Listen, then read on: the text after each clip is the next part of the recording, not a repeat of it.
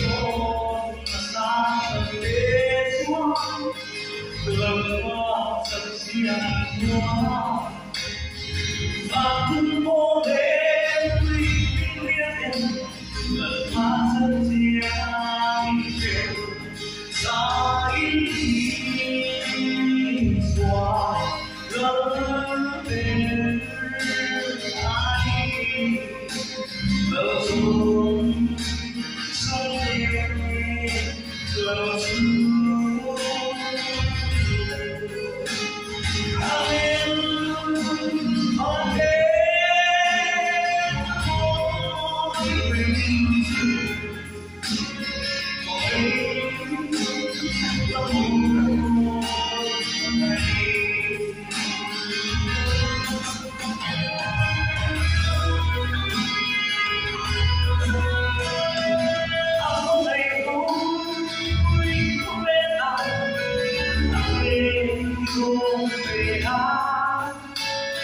Chỉ sẽ chuộc nó vô sắc thi nhưng năm nào lên ô thần hoa đừng ta một thái không vì ai không về ta thì chia đi chỉ đứng dài cùng nhau